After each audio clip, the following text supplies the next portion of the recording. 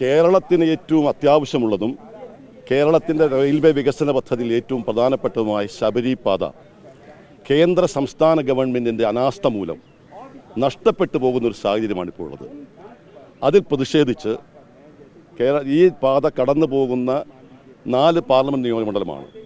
ഒന്ന് എൻ്റെ ചാലക്കുടി നിയോജകമണ്ഡലം, മറ്റൊന്ന് ശ്രീ ഡീൻ പ്രദാനം ചെയ്യുന്ന ഇടുക്കി നിയോജകമണ്ഡലം, മറ്റൊന്ന് ശ്രീ ഫ്രാൻസിസ് ജോർജ് പ്രദാനം ചെയ്യുന്ന കോട്ടയം മണ്ഡലം, മറ്റൊന്ന് ശ്രീ ആൻഡോ ആൻ്റണി പ്രദാനം ചെയ്യുന്ന പത്തനംതിട്ട മണ്ഡലം.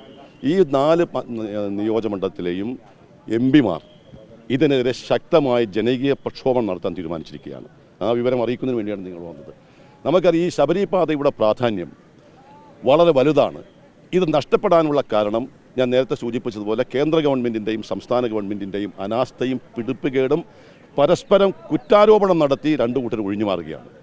1997-98 കാലഘട്ടത്തിലാണ് ഈ ശബരിപാതയുടെ പ്രപ്പോസൽ വന്നത്. അന്ന് വന്നതിന് ശേഷം ആ പ്രപ്പോസൽ വന്നപ്പോൾ തന്നെ ഇതിൻ്റെ പദ്ധതി വിഹിതം പങ്കുവെക്കണം എന്നതാണ് റെയിൽവേയുടെ നിയമവും അതുപോലെ തന്നെ നടപടിക്രമങ്ങളും. 2025 ശ്രീ ഉമ്മൻചാണ്ടിയുടെ ഗവൺമെൻറ് ശബരിപാതയുടെ പ്രാധാന്യം കണക്കിലെടുത്തുകൊണ്ട് ഇതിൻ്റെ പകുതി പണം കൊടുക്കാമെന്ന് സമ്മതിച്ചു. അതനുസരിച്ച് പദ്ധതിയുടെ പകുതി പണം കൊടുക്കാമെന്ന് തീരുമാനിച്ചു. അതനുസരിച്ച് അന്നൊരു എസ്റ്റിമേറ്റ് തയ്യാറാക്കിയപ്പോൾ 2865 കോടി രൂപയുടെ എസ്റ്റിമേറ്റാണ് തയ്യാറാക്കിയത്. അതിൻ്റെ പകുതി പണം കൊടുക്കാമെന്ന് തീരുമാനിച്ചു. പിന്നീട് ഗവൺമെൻറ് മാറി 2017 ശേഷം ഈ പദ്ധതി നടപ്പാക്കണമെന്ന് ആവശ്യപ്പെട്ടുകൊണ്ടുള്ള ജനകീയ സമ്മർദ്ദമുണ്ടായപ്പോൾ ഈ ഇടതുപക്ഷ മുന്നണി ഗവൺമെൻറ് അതിനു വേണ്ടിയിട്ടുള്ള ഒരു നടപടിക്രമങ്ങളും ഒരു കത്തും കൊടുക്കാത്തത് കൊണ്ട് 2019 ഈ പദ്ധതി മരവിപ്പിക്കുകയാണ് ഉണ്ടായത്. അന്ന് 2019 ഈ പദ്ധതി മരവിപ്പിച്ചപ്പോൾ അന്നുണ്ടായിരുന്ന UDF എംപിമാരും അതുപോലെ തന്നെ ഈ പദ്ധതിക്ക് വേണ്ടി നിലകൊള്ളുന്ന ജനങ്ങളുടെയും ജനകീയ പ്രക്ഷോഭത്തിൻ്റെ അടിസ്ഥാനത്തിൽ വീണ്ടും ഈ മരവിച്ച പദ്ധതി വീണ്ടും പുനരാരംഭിക്കാൻ തീരുമാനിച്ചു. അന്നൊരു എസ്റ്റിമേറ്റ് തയ്യാറാക്കിയപ്പോൾ അത് 3800 കോടി രൂപയുടെ അടുത്ത എസ്റ്റിമേറ്റാണ്. 2021 ഈ പദ്ധതി നടപ്പാക്കുന്നതിന് വേണ്ടി പദ്ധതിയുടെ പങ്കാളിത്തമുണ്ടാകും എന്ന് പറഞ്ഞ കത്ത് 2023 ശ്രീ പിണറായി വിജയൻ ഗവൺമെൻറ് വീണ്ടും ആ കത്ത് കേന്ദ്ര റെയിൽവേ ബോർഡിന് കൊടുക്കുന്നു. ഞങ്ങൾ ഇതിൻ്റെ പദ്ധതി വിഹിതം ഞങ്ങൾ ഏറ്റെടുക്കാൻ തയ്യാറാണെന്ന് പറഞ്ഞുകൊണ്ട്. പക്ഷേ അത് പറഞ്ഞതല്ലാതെ 10 പൈസ കൊടുക്കാനോ ഒരു ധാരണാപത്രത്തിൽ ഒപ്പിടാനോ തയ്യാറായിട്ടില്ല. പലപ്പോഴും ഇതിനെക്കുറിച്ച് റെയിൽവേ ഞങ്ങൾ എംപിമാർ ഇവിടെ നിൽക്കുന്ന ശ്രീ ആൻഡോ ആൻ്റണി, ഞാൻ, അതുപോലെ തന്നെ ഇപ്പോൾ വന്നിരിക്കുന്ന ബഹുമാനപ്പെട്ട ശ്രീ ഫ്രാൻസിസ് ജോർജ്, ശ്രീ ഡീൻ കുര്യാക്കോസ് അടക്കം എല്ലാ പാർലമെൻറ്റ് സെഷനിലും ഈ ശബരി പദ്ധതിയെക്കുറിച്ച് ഞങ്ങൾ ആവശ്യം ഉന്നയിക്കും. ഇതിൻ്റെ എസ്റ്റിമേറ്റ് തുക വർദ്ധിപ്പിച്ചപ്പോൾ സ്വാഭാവികമായി അതിൻ്റെ പകുതി പണം കൊടുക്കാമെന്ന് തീരുമാനിച്ചു. സംസ്ഥാന ഗവൺമെൻറ് അന്ന് പറഞ്ഞത് ഞങ്ങൾ ഈ പണം കൊടുക്കാൻ തയ്യാറാണെന്ന് പറഞ്ഞു. ഈ പാർലമെൻറ്റ് സെഷൻ തുടങ്ങുന്നതിന് മുമ്പ് എംപിമാരുടെ യോഗം ബഹുമാനപ്പെട്ട മുഖ്യമന്ത്രി വിളിച്ചു കൂട്ടിയപ്പോൾ ഞങ്ങൾ വീണ്ടും ഈ കാര്യം ആവർത്തിച്ചപ്പോൾ മുഖ്യമന്ത്രി അവിടെ വാക്കാൽ പറഞ്ഞത് ആ പദ്ധതി വിഹിതം കൊടുക്കാൻ ഞങ്ങൾ തയ്യാറാകും, അതിനെക്കുറിച്ച് ആലോചിക്കാമെന്നാണ് പറഞ്ഞത്. പക്ഷേ കഴിഞ്ഞ ദിവസം പാർലമെൻറ്റിൽ ഞങ്ങൾ അവതരിപ്പിച്ചപ്പോഴും ഞങ്ങൾക്ക് കിട്ടിയ ചോദ്യത്തിൻ്റെ മറുപടിയിലും ഇന്ന് വരെ സംസ്ഥാന ഗവൺമെൻറ് പറഞ്ഞ പദ്ധതി വിഹിതം കൊടുത്തിട്ടില്ല. ഇപ്പോൾ വിചിത്രമായ ചില ആക്ഷേപങ്ങളാണ് വെക്കുന്നത്. ഇന്നലെ മുഖ്യമന്ത്രി പറയുന്നത് കേന്ദ്രം ഒളിച്ചോടുന്നു. ഞങ്ങൾ കേന്ദ്ര ഗവൺമെൻറ് ന്യായീകരിക്കുന്നില്ല. കേന്ദ്ര ഗവൺമെൻറ് ഒളിച്ചോട്ടം നടത്തുന്നു, സംസ്ഥാന ഗവൺമെൻറ് ഒളിച്ച് കളി നടത്തുന്നു. അതുകൊണ്ട് നഷ്ടപ്പെടുന്നത് എന്താ? ഞങ്ങൾ പറഞ്ഞത് എന്താ? ഈ പാത കേരളത്തെ സംബന്ധിച്ചിടത്തോളം ഇപ്പോൾ മറ്റൊരു നിർദ്ദേശം വരുന്നത് ചെങ്ങന്നൂരിൽ നിന്നും ഒരു എലിവേറ്റഡ് ഹൈവേ ശബരിമലയ്ക്ക് പോകാമെന്നുള്ളതാണ്. ഞങ്ങൾ എലിവേറ്റഡ് ഹൈവേക്ക് എതിരല്ല. പക്ഷേ അങ്കമാലി ശബരി പ്രോജക്റ്റിൻ്റെ പ്രയോജനം അതുകൊണ്ട് കിട്ടാൻ പോകുന്നില്ല. ചെങ്ങന്നൂരിൽ നിന്ന് വരുന്ന എലിവേറ്റഡ് പാത കൊണ്ട് ആ ശബരിമല സീസണിൽ വരുന്ന അയ്യപ്പ ഭക്തന്മാർക്ക് ശബരിമലയിൽ പോകാനുള്ള സൗകര്യമെന്നതല്ലാതെ അങ്കമാലി മുതൽ ശബരി വരെയുള്ള ശബരിപാതയുടെ മെച്ചം അത് അയ്യപ്പന്മാർക്ക് മാത്രമല്ല, കേരളത്തിൻ്റെ കാർഷിക മേഖല, കോട്ടയം, പത്തനംതിട്ട, ഇടുക്കി തുടങ്ങിയിട്ടുള്ള കേരളത്തിൻ്റെ കാർഷിക മേഖലയ്ക്കുള്ള ഏറ്റവും വലിയൊരു ഉണർവും ഒരുപക്ഷെ ഇന്ന് കേരളത്തിൽ നടത്തുന്ന മറ്റ് റെയിൽവേ സർവീസിനേക്കാൾ കൂടുതൽ ലാഭകരമാകാൻ പോകുന്ന പാസഞ്ചേഴ്സിനെ കിട്ടാൻ പോകുന്ന ഒരു പാതയായതുകൊണ്ട് ഇത് കേരളത്തിൻ്റെ സമഗ്രമായ വികസനത്തിന് വേണ്ടിയുള്ള പദ്ധതിയാണ്. നമുക്കറിയാം, ഇതിൻ്റെ 7 കിലോമീറ്റർ കഴിഞ്ഞു. 7 കിലോമീറ്റർ അങ്കമാലി മുതൽ കാലടി വരെയുള്ള 7 കിലോമീറ്റർ ഇതിൻ്റെ പാത നിർമ്മാണം കഴിഞ്ഞു. പെരിയാറിന് ക്രോസ് ആയിട്ടുള്ള ഒരു പാലം നിർമ്മിച്ചു. കാലടിയിൽ ഒരു പ്ലാറ്റ്ഫോം, ഒരു റെയിൽവേ സ്റ്റേഷൻ നിർമ്മിച്ചു. അതിനുശേഷം ഈ പദ്ധതി മന്ദീഭവിച്ചിരിക്കുകയാണ്. ഞങ്ങളെ സംബന്ധിച്ചിടത്തോളം ഞങ്ങൾ പറയുന്നു ഇത് 2 ഘട്ടമായിട്ട് നടത്താമെന്നാണ് പറഞ്ഞത്. ആദ്യത്തെ ഘട്ടം അങ്കമാലി മുതൽ അങ്ങ് തൊടുപുഴ വരെയുള്ള രാമപുരം വരെയും രാമപുരം തൊട്ട് എരുവേലി വരെയും അങ്ങനെ 2 ഘട്ടമായിട്ടാണ് ഇതിൻ്റെ പ്രപ്പോസൽ വന്നത്. ഗവൺമെൻറ് തയ്യാറാവേണ്ടത് ഞങ്ങൾ വീണ്ടും കേരളത്തിലെ മുഖ്യമന്ത്രിയോടും അതുപോലെ കേന്ദ്ര ഗവൺമെൻറ്റിനോടും പറയുന്നു, ഇതിൻ്റെ ഒരു ഘട്ടമെങ്കിലും നടപ്പാക്കണം. ഒരു ഘട്ടമെന്ന് പറഞ്ഞാൽ ഇപ്പോൾ കാലടി വരെ വന്ന് നിൽക്കുന്ന റെയിൽവേ പാത 70 കിലോമീറ്റർ ദൂരം ഇതിൻ്റെ സർവേ നടത്തി ഇതിൻ്റെ കല്ലിട്ട് പോയതാണ്. ഇത് 48 കിലോമീറ്റർ ഉള്ളൂ. അങ്കമാലി തൊട്ട് തൊടുപുഴ വരെ 48 കിലോമീറ്റർ ഉള്ളൂ. ഈ 48 കിലോമീറ്റർ അതിൻ്റെ ഫസ്റ്റ് ഘട്ടമായിട്ട് ഇതിൻ്റെ പണി പൂർത്തീകരിച്ചാൽ സ്വാഭാവികമായും പിന്നീട് ഈ പദ്ധതി നടപ്പാക്കേണ്ടി വരും. ആ 48 കിലോമീറ്റർ നടപ്പാക്കണമെങ്കിൽ ഇപ്പോഴത്തെ എസ്റ്റിമേറ്റ് പ്രകാരം 700-800 കോടി രൂപയുടെ അടുത്തേ വരുന്നുള്ളൂ. അതിൻ്റെ പകുതിയെങ്കിലും സംസ്ഥാന ഗവൺമെൻറ് കൊടുക്കാൻ തീരുമാനിക്കണം, പകുതി കേന്ദ്ര ഗവൺമെൻറ് കൊടുക്കാൻ തീരുമാനിക്കണം. അപ്പോൾ 1000 കോടി ഉണ്ടെങ്കിൽ ഈ പദ്ധതി തുടക്കം കുറിക്കാൻ കഴിയും. ഇതൊന്നുമില്ലാതെ കേന്ദ്രം സംസ്ഥാനം കേന്ദ്രത്തെയും കുറ്റപ്പെടുത്തി ഒളിച്ചുകളി നടത്തി ഒളിച്ചോട്ടം നടത്തി കേരളത്തിൻ്റെ ഏറ്റവും പ്രധാനപ്പെട്ട ഒരു റെയിൽവേ വികസന പദ്ധതിയെ ഇല്ലാതാക്കാൻ നടത്തുന്ന ഈ ശ്രമത്തിൽ ഞങ്ങളെ സംബന്ധിച്ചിടത്തോളം ഇത് അംഗീകരിക്കാൻ പറ്റില്ല. അതുകൊണ്ട് ഞങ്ങൾ എംപിമാരുടെ നേതൃത്വത്തിൽ വലിയ ജനകീയ പ്രക്ഷോഭണം നടത്താൻ തീരുമാനിച്ചിരിക്കുന്നു. സമരത്തിൻ്റെ രൂപവും സമരത്തിൻ്റെ സമയവും മറ്റു കാര്യങ്ങളുമൊക്കെ UDF-ഉം കോൺഗ്രസുമായി ഞങ്ങൾ നാട്ടിൽ ചെന്ന് ആലോചിച്ചതിന് ശേഷം ഏറ്റവും അടിയന്തരമായി ഇതിൻ്റെ പ്രക്ഷോഭം ഞങ്ങൾ ആരംഭിക്കും. ഈ പാത നേടിയെടുക്കുന്നതിന് വേണ്ടിയുള്ള ഏത് എക്സ്റ്റെൻറ്റ് വരെ പോകാൻ ഞങ്ങൾ തയ്യാറാകും എന്നാണ് എനിക്ക് സൂചിപ്പിക്കാനുള്ളത്. ഈ സാധ്യതാ പഠനമുണ്ട്. ഇതിൻ്റെ സാധ്യതാ പഠനം നടത്തി ഇത് ഏറ്റവും കൂടുതൽ ലാഭകരമാണെന്നും ഏറ്റവും കൂടുതൽ പ്രയോജനകരമാണെന്നും വന്നിരിക്കുന്നതാണ്. സാധ്യതാ പഠനം നടത്തിയതിൻ്റെ അടിസ്ഥാനത്തിലാണ് 70 കിലോമീറ്റർ കല്ലിട്ട് പോയിട്ടുള്ളതാണ്. ഞാൻ ചോദിക്കട്ടെ, സംസ്ഥാന ഗവൺമെൻറ് ഉത്തരവാദിത്തമില്ലേ? അശാസ്ത്രീയമായ അപ്രായോഗികമായ ജനവിരുദ്ധമായ പദ്ധതിയാണ് കേരയിൽ പദ്ധതി.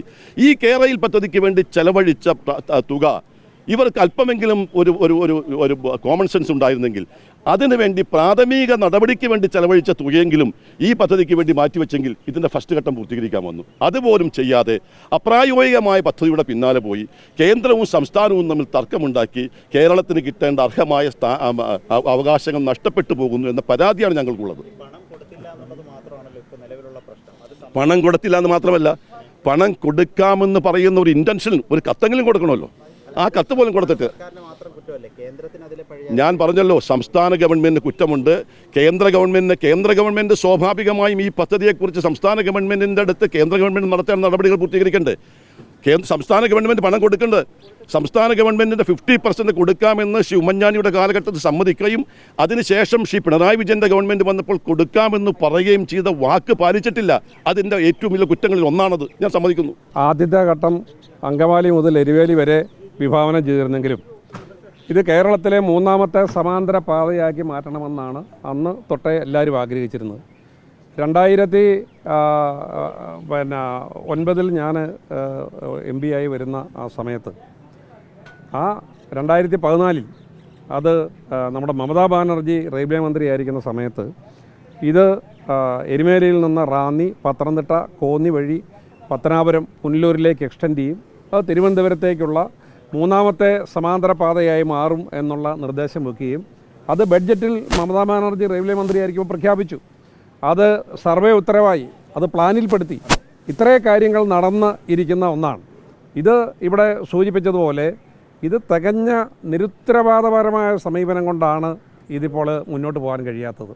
ഇതിൻ്റെ അലൈൻമെൻറ്റിനെ സംബന്ധിച്ചൊന്നും തർക്കമൊന്നുമില്ല.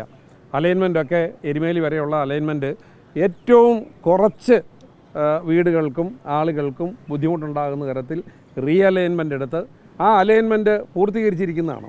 ഇതിന് യഥാർത്ഥത്തിലുണ്ടായ തടസ്സം എന്ന് പറയുന്നത് ഉമ്മൻചാണ്ടി മുഖ്യമന്ത്രി ആയിരിക്കുന്ന കാലം വരെ ഇത് വളരെ പെർഫെക്റ്റായി ഇതിൻ്റെ കാര്യങ്ങൾ മുന്നോട്ട് പോയി 50% സംസ്ഥാന ഷെയർ എന്നുള്ള ആ തീരുമാനമെടുത്ത് മുന്നോട്ട് പോയി.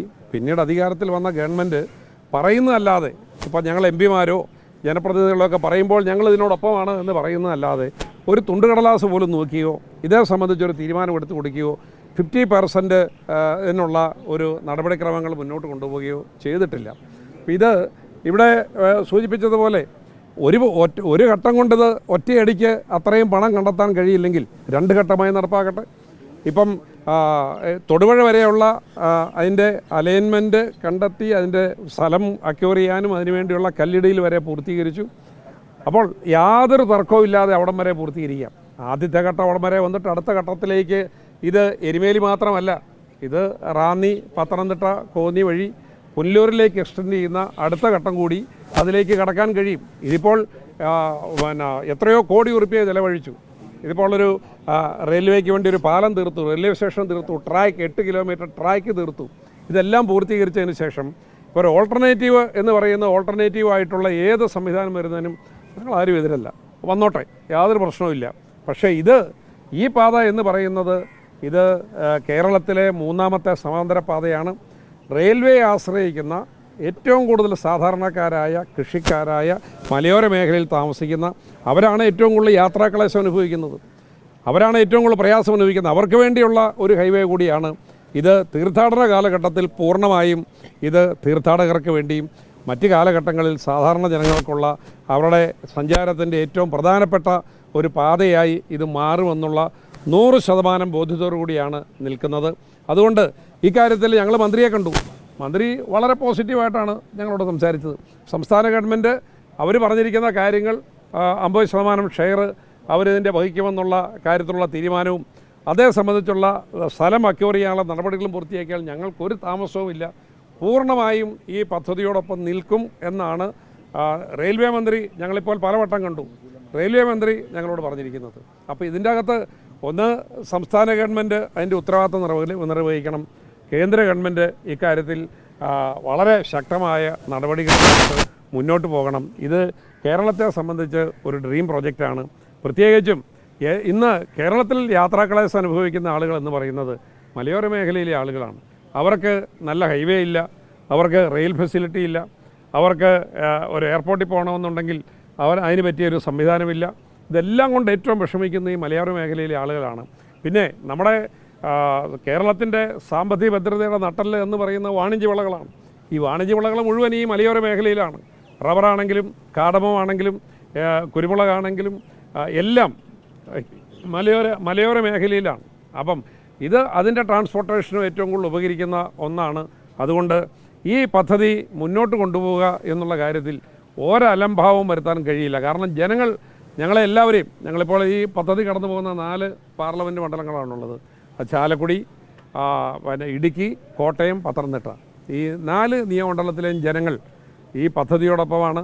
ഈ പദ്ധതി നടപ്പാക്കണമെന്നുള്ള അതിൻ്റെ പേരിലുള്ള ജനവിധിയാണ് ഞങ്ങൾക്ക് നൽകിയിരിക്കുന്നത്. അതുകൊണ്ട് തന്നെ ഇതിന് നേടിയെടുക്കുന്നതിന് വേണ്ടിയുള്ള ശക്തമായ പ്രക്ഷോഭ പരിപാടികൾ, ജനകീയ പ്രക്ഷോഭങ്ങൾ, ജനങ്ങളെ ചേർത്ത് നിർത്തി ജനങ്ങളോടൊപ്പം നിന്നുകൊണ്ടുള്ള പ്രക്ഷോഭ പരിപാടികളുമായി മുന്നോട്ട് പോവുക എന്നുള്ളതാണ് തീരുമാനമെടുത്തിരിക്കുന്നത്. ഇവിടെ സൂചിപ്പിച്ചതുപോലെ അതിൻ്റെ വിശദാംശങ്ങൾ സംസ്ഥാന UDF-ഉം കോൺഗ്രസ് പാർട്ടിയുമായി ആലോചിച്ച് ഞങ്ങളതിൻ്റെ സമരത്തിൻ്റെ ബാക്കി വിവരങ്ങൾ അത് സംബന്ധിച്ച് പിന്നീട് പറയുന്ന. പതിറ്റാണ്ടുകളായിട്ടുള്ളൊരു പ്രശ്നമാണിത്. ഞാൻ ആദ്യമായി പാർലമെൻറ്റിൽ വരുമ്പോൾ 99 മുതൽ ഇത് എല്ലാ റെയിൽവേ ബജറ്റ് ചർച്ചകളിലും നമ്മൾ ആവശ്യപ്പെട്ടുകൊണ്ടിരിക്കുന്നതാണ്.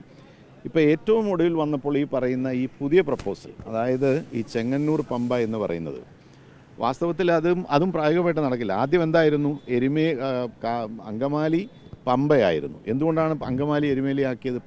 പമ്പ മുതൽ എരുമേലി വരെയുള്ള 19 കിലോമീറ്റർ ഫോറസ്റ്റാണ്, വനമാണ്, വനത്തിലൂടെ പറ്റില്ല എന്ന് പറഞ്ഞുകൊണ്ടാണ്. അതേ സംഗതി തന്നെയാണ് ചെങ്ങന്നൂർ പമ്പ വരുമ്പോഴും വനത്തിൻ്റെ പ്രശ്നം വരും. 19 കിലോമീറ്റർ അവിടെയും വനം വരുന്നുണ്ട്. മാത്രവുമല്ല അത് എലിവേറ്റഡ് പാത എന്ന് പറയുമ്പോൾ നിലവിലുള്ളതിൻ്റെ 3 ഇരട്ടി ചിലവ് വരും. ഒരു തരത്തിലും നടത്താനായിട്ട് സാമ്പത്തികമായിട്ട് നോക്കുമ്പോൾ എക്കണോമിക്കലി അത് വയബിൾ ആവുകയില്ല. അപ്പം നമുക്ക് ഏറ്റവും അഭികാമ്യമായിട്ടുള്ളത് ഇവിടെ സഹപ്രവർത്തകർ പറഞ്ഞതുപോലെ തന്നെ ഈ പാത തന്നെയാണ്. ഇത് മലയോര മേഖലയെ ആദ്യമായിട്ട് റെയിൽവേ നെറ്റ്വർക്കുമായിട്ട് കണക്ട് ചെയ്യുന്നൊരു പാതയാണ്. മാത്രവുമല്ല വേണമെങ്കിൽ ഈ പാതയുടെ പണി മുഴുവൻ പൂർത്തിയായി കഴിയുമ്പോഴാണ് വാസ്തവത്തിൽ ഇതിൽ നിന്നുള്ള റിട്ടേൺ സാധാരണഗതിയിൽ ഒരു റെയിൽവേ പ്രോജക്റ്റിന് വരുന്നത്. വേണമെങ്കിൽ ഈ റെയിൽവേയുടെ കാര്യത്തിൽ, ഈ റെയിൽവേ ലൈനിൻ്റെ കാര്യത്തിൽ, ഈ പദ്ധതിയുടെ കാര്യത്തിൽ നമുക്ക് അതും വേണമെങ്കിൽ ഒഴിവാക്കാം. കാരണം തൊടുപുഴ വരെയുള്ള ട്രാക്ക് ഫസ്റ്റ് ഫേസ് പൂർത്തിയായി കഴിഞ്ഞാൽ നമുക്കതിനെ എറണാകുളവുമായി കണക്ട് ചെയ്യാനായിട്ട് പറ്റും. എറണാകുളം, കൊച്ചി എന്ന് പറയുന്ന അതിവേഗത്തിൽ വികസിച്ചുകൊണ്ടിരിക്കുന്നു. അവിടെയാണ് ഇപ്പോൾ ടെക്നോ പാർക്ക്, ഇൻഫോ പാർക്ക് തുടങ്ങിയിട്ടുള്ള സംവിധാനങ്ങളെല്ലാം ഉള്ളത്. അങ്ങോട്ടൊക്കെയുള്ള ആളുകൾ, ഇപ്പോൾ അവിടെ ആളുകൾക്ക് ജീവിക്കാൻ കഴിയാത്ത സാഹചര്യമാണ്. തിങ്ങി പാർക്കാനായിട്ട് സ്ഥല സൗകര്യം കുറവാണ്. അപ്പോൾ സബർബിലേക്ക് ഈ പറയുന്ന കോതമംഗലം, മൂവാറ്റുപുഴ, പെരുമ്പാവൂർ, തൊടുപുഴ തുടങ്ങിയ മേഖലകളിലേക്ക് ആളുകൾ വന്നാൽ ഈ ലൈനെ എറണാകുളം മേഖലയുമായി, ലൈനുമായി, അങ്കമാലി അല്ലെങ്കിൽ ഏതാണെന്ന് വെച്ചാൽ തൃപ്പൂണിത്തുറ ഏതെങ്കിലും ലൈനുമായി കണക്ട് ചെയ്യാൻ കഴിഞ്ഞാൽ ഇവിടെ നിന്ന് ആളുകൾക്ക് സുഖമായി അത് ഏറ്റവും സ്പീഡ് പുഷ്പുൾ ട്രെയിനുകൾ ഇട്ട് കഴിഞ്ഞാൽ, അല്ലെങ്കിൽ മെട്രോ പോലുള്ള സംവിധാനം ഉണ്ടാക്കി കഴിഞ്ഞ് കഴിഞ്ഞാൽ തീർച്ചയായിട്ടും ആളുകൾക്ക് അങ്ങോട്ട് പോകാനുള്ള സൗകര്യങ്ങൾ. എന്ന് വെച്ചാൽ ഈ പദ്ധതി പൂർത്തിയാകുന്നതിന് മുമ്പ് തന്നെ ഇതിൽ നിന്ന് വരുമാനം വരാൻ പോവുകയാണ്. ഇത് റെയിൽവേ തന്നെ പറഞ്ഞൊരു പ്രപ്പോസലാണ്. ഞങ്ങളുടെ കാലത്ത് റെയിൽവേ തന്നെ മുന്നോട്ട് വെച്ചൊരു പ്രപ്പോസലാണ്. ഫസ്റ്റ് ഫേസ് പൂർത്തിയാകുമ്പോൾ തന്നെ വരുമാനം ലഭിക്കുന്ന ഒരു പദ്ധതിയാക്കി അങ്കമാലി ശബരി പാതയെ മാറ്റാനായി ഈ പദ്ധതിയെ മാറ്റാനായിട്ട് കഴിയും. അപ്പോൾ ആ നിലയിലാണ് സംസ്ഥാന ഗവൺമെൻറ്റും കാണേണ്ടത്, കേന്ദ്ര ഗവൺമെൻറ്റും കാണേണ്ടത്. മന്ത്രിയായിട്ട് റെയിൽവേ മന്ത്രിയായിട്ട് ബജറ്റിന് ശേഷം സംസാരിച്ചപ്പോൾ നമ്മുടെ കേരളത്തിലെ മാധ്യമങ്ങൾ കണ്ടിരുന്നു. അപ്പോൾ അദ്ദേഹം പറഞ്ഞൊരു കാര്യം, കേരളത്തിലെ എംപിമാരുമായിട്ടും സർക്കാരുമായിട്ടും ചർച്ച ചെയ്തിട്ട് പഴയ പ്ലാനാണോ അല്ലെങ്കിൽ പുതിയതാണോ എന്നുള്ളത് തീരുമാനിക്കുക എന്നുള്ളത്. തീർച്ചയായും പുതിയ പ്ലാൻ എന്ന് പറഞ്ഞിട്ടുണ്ടെങ്കിൽ അതാ പുതിയ പ്ലാൻ എലിവേറ്റഡ്. അതുകൊണ്ട് പ്രയോജനമില്ല. ഇതിന്റെ പ്രയോജനം എന്താ? റെയിൽവേ ഭൂപടത്തിൽ ഇല്ലാത്ത ഒരു പ്രദേശം റെയിൽവേ ഭൂപടത്തിലേക്ക് എത്തിക്കുക എന്നാണ് ഇതിന്റെ പ്രയോജനം. ഇത് അയ്യപ്പ ഭക്തന്മാർക്ക് വേണ്ടി മാത്രമുള്ളതല്ല, അയ്യപ്പ ഭക്തന്മാർക്ക് കൊടുക്കുന്നതിന് പ്രയോറിറ്റി കൊടുക്കുന്നു. ഇനി ആ രീതിയിലെടുത്താൽ പോലും മലയാറ്റൂർ, കാലടി, ഭരണങ്ങാനം തുടങ്ങിയ എല്ലാ പുണ്യസ്ഥലങ്ങളെയും കണക്ട് ചെയ്തുകൊണ്ട് പോകുന്ന ഒരു റെയിൽ ലൈൻ കൂടിയാണ്. അപ്പോൾ ഇതൊരു പിൽഗ്രിം ടൂറിസത്തിനും ഉപകാരപ്പെടും. മാത്രവുമല്ല കേരളത്തിൻ്റെ മധ്യഭാഗത്തോടു കൂടി മലയോര മേഖല, ഇവിടെ നേരത്തെ പറഞ്ഞതുപോലെ വാണിജ്യ വിളകളുടെ എല്ലാം നാട്, നമുക്കിത് എല്ലാ തരത്തിലും passenger traffic, freight traffic plus pilgrim tourism, ഈ കാര്യങ്ങൾക്കെല്ലാം ഉപകരിക്കുന്ന ഏറ്റവും നല്ലൊരു പദ്ധതിയാണ്. ഈ പദ്ധതിയിൽ നിന്ന് കേന്ദ്ര സംസ്ഥാന ഗവൺമെൻറ്റുകൾ പുറകോട്ട് പോകാൻ പാടില്ല എന്നുള്ള ആവശ്യം ഉന്നയിച്ചുകൊണ്ട് പ്രധാനമായി ഈ ലൈൻ കടന്നു പോകുന്ന മേഖലയിലെ എംപിമാർ ഞങ്ങൾ വളരെ ശക്തമായ പ്രക്ഷോഭത്തിലേക്ക് ഈ കാര്യത്തിൽ നീങ്ങും. അടിയന്തരമായ ഈ കാര്യത്തിൽ തീരുമാനമാണ്. ഗവൺമെൻറ് പ്രയോറിറ്റി പ്രശ്നം, ഗവൺമെൻറ് പ്രയോറിറ്റി ഇത് കേരളത്തെ സംബന്ധിച്ചിടത്തോളം കേരളത്തിന് ഡെവലപ്മെൻറ്റ്സിൻ്റെ ഏറ്റവും പ്രയോറിറ്റി ഉള്ളതാണ്. എന്തുകൊണ്ട് കേരളം എന്ന് പറഞ്ഞ പദ്ധതിയുടെ പുറകെ പോയി വരും? ഇപ്പം ഞാൻ ഇതിൻ്റെ അകത്ത് വീണ്ടും പറയുന്നു, സംസ്ഥാന ഗവൺമെൻറ് ഒരു 400 കോടി രൂപ കൊടുക്കാൻ തീരുമാനിച്ചാൽ ഇതിൻ്റെ ഫസ്റ്റ് ഫേസ് പൂർത്തീകരിക്കാം. തൊടുപുഴ വരെ 48 കിലോമീറ്ററേ ഉള്ളൂ. ഈ 48 കിലോമീറ്ററിൽ 8 കിലോമീറ്റർ പണി പൂർത്തീകരിച്ച് കിടക്കുന്നു, പാലത്തിൻ്റെ പണി പൂർത്തീകരിച്ച് കിടക്കുന്നു. ബാക്കിയുള്ളിടത്ത് ഒരു ലൈൻ വലിക്കുന്നതിന് വേണ്ടിയിട്ട് വരുന്ന ചെലവെന്ന് പറഞ്ഞിട്ടുണ്ടെങ്കിൽ 1000 കോടിയിൽ താഴെയാണ്. ഈ 1000 കോടിയിൽ താഴെ വരുന്നതിൻ്റെ പകുതി സംസ്ഥാന ഗവൺമെൻറ് കൊടുത്താൽ ഇതിൻ്റെ നേരത്തെ ഇവിടെ സൂചിപ്പിച്ചതുപോലെ ഫസ്റ്റ് ഫേസ് പൂർത്തീകരിക്കും. സ്വാഭാവികമായും ഫസ്റ്റ് ഫേസ് പൂർത്തീകരിച്ചാൽ സെക്കൻഡ് ഫേസ് വീണ്ടും നടപ്പാക്കാൻ പറ്റും. അപ്പോൾ വേണ്ടതെന്താ? വേണ്ടത് മുൻഗണന വേണം, പരിഗണന വേണം. സാമ്പത്തിക സ്ഥിതിയേക്കാൾ കൂടുതൽ മുൻഗണനയും പരിഗണനയും കൊടുക്കാൻ ഈ ഗവൺമെൻറ് തയ്യാറാകുന്നില്ല. അതാണ് സംസ്ഥാന ഗവൺമെൻറ് ഞങ്ങൾക്കുള്ള ആക്ഷേപം. പലതിനും മുൻഗണന കൊടുക്കുന്നു. നവകേരള യാത്രയ്ക്ക് 9 കോടി രൂപ അഡ്വർടൈസ്മെൻറ്റ് ചിലവാക്കിയ ഒരു ഗവൺമെൻറ് ഇത്രയും വലിയൊരു പദ്ധതിക്ക് 10 പൈസ പോലും കൊടുക്കില്ല എന്ന് പറഞ്ഞതിൻ്റെ വിരോധാഭാസം ഞങ്ങൾ മനസ്സിലാക്കുന്നു.